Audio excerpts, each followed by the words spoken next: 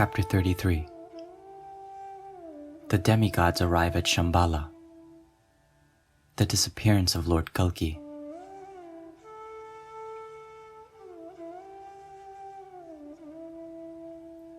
Sutta Goswami said,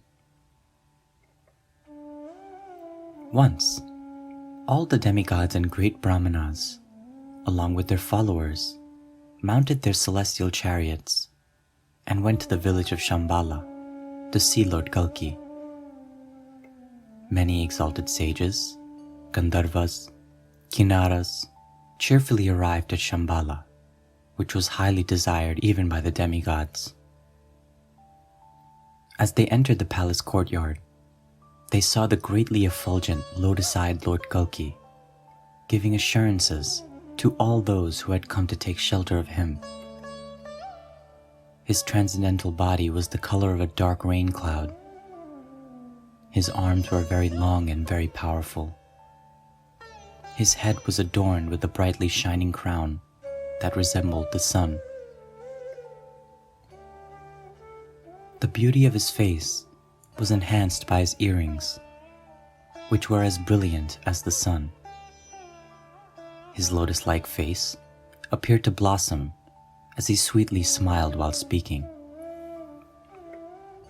Everyone surrounding him was favored by his merciful glance. Lotus flowers adorning his chest appeared more delightful because of the rays of the moonstone that shone on his beautiful necklace. His garments appeared like a rainbow and thus further increased his beauty. His entire body shined brilliantly due to the light reflected from countless jewels. This is how all the demigods, Gandharvas, and Apsaras saw Lord Kalki. All of the residents of heaven began to ecstatically offer their prayers to the lotus-eyed Lord Kalki at the same time. The demigods said, O Lord of Lords, O Master of the demigods, O worshipable Lord of the living entities, O unlimited personality of Godhead, everything is present within you. Your bodily effulgence has made everything visible. O Lord of the universe, you are like the blazing fire that burns the straw of our sinful reactions to ashes. All glories unto you. All the universes have emanated from the pores of your body. Your complexion is the color of a dark rain cloud. Your chest is adorned with the Kaustuba gem, appearing like the full moon illuminating a dark cloud. O Lord Hari, we and our wives take shelter of you, and so please protect us. O Master of the universe, if you would like to display your compassion for us, then return to your transcendental abode in the spiritual sky. Truthfulness has now prevailed within the world, and Satya Yuga has now come. People will follow religious principles without hindrance.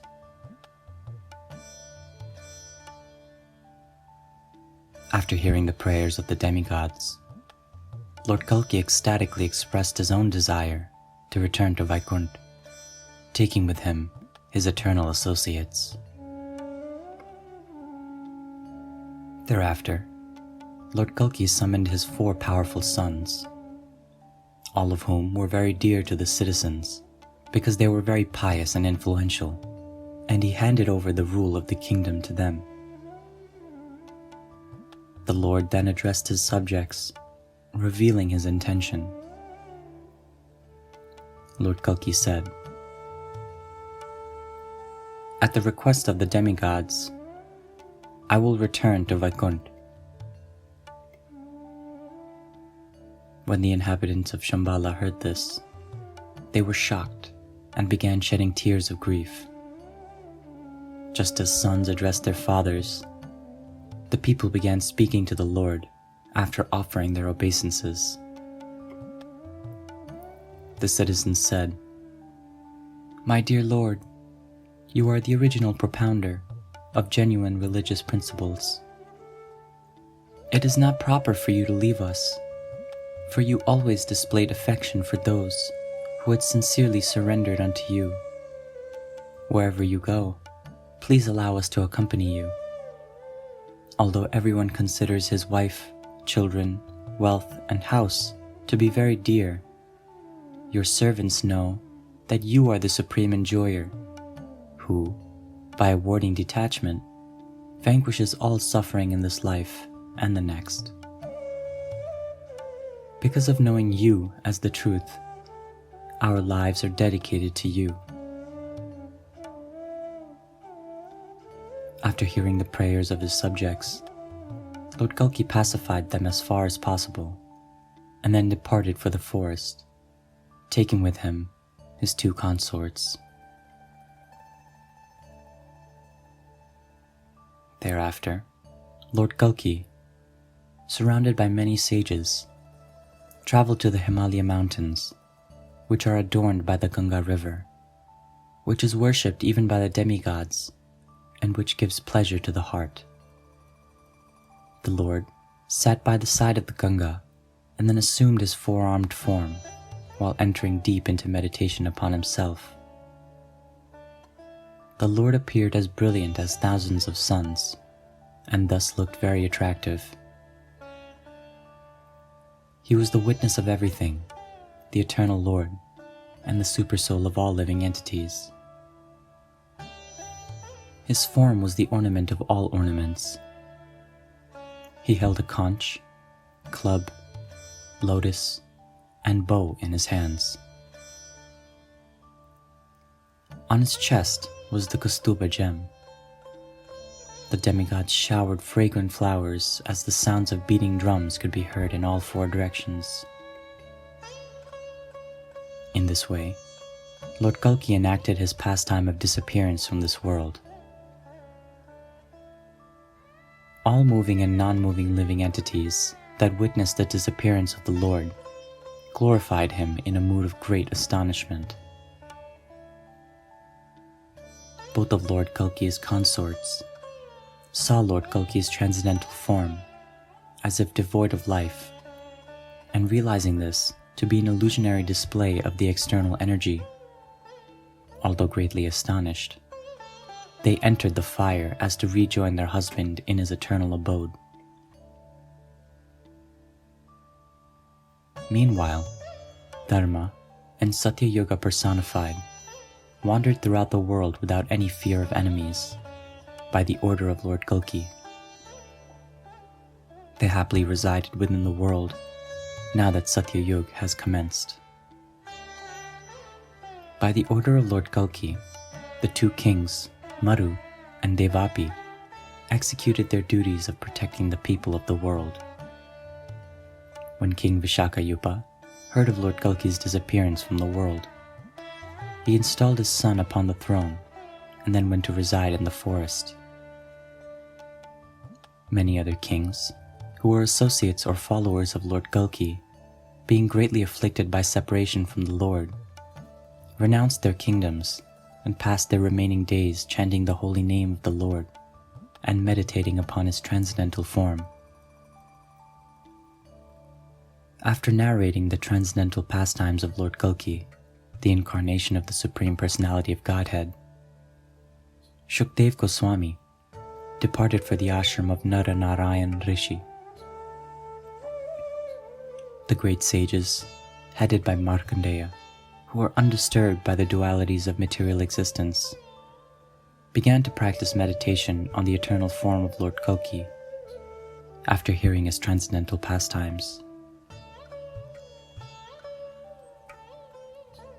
I have thus narrated the pastimes of the incarnation of the Supreme Personality of Godhead, Lord Kalki. During his reign, by his supreme will, no one in the world was sinful or impoverished. There were no atheists or cheaters, and everyone enjoyed a long duration of life.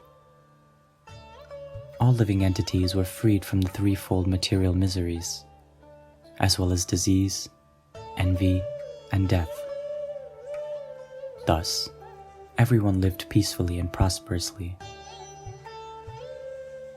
Lord Kalki was a very magnanimous incarnation of Lord Hari. Simply by hearing these pastimes of Lord Kalki, all of one's desires will be fulfilled. One will receive prosperity, fame, a long duration of life, heavenly enjoyment, and ultimately, the goal of human life. Discussions of Lord Kalki's glories award one happiness in this life and liberation from material existence after death. Such hearing and chanting destroys all lamentation, distress, and sinful reactions because it clears away the contamination of Kali. All of one's desires can be simply fulfilled by hearing these narrations.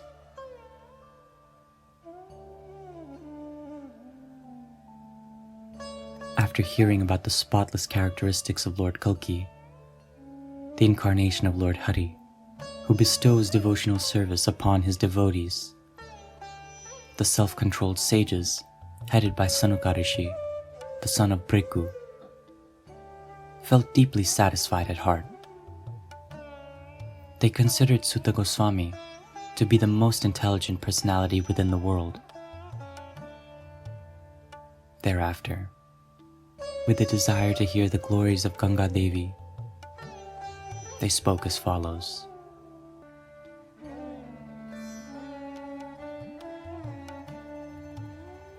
Thus ends the translation of the 33rd chapter of Shri Kalki Puran.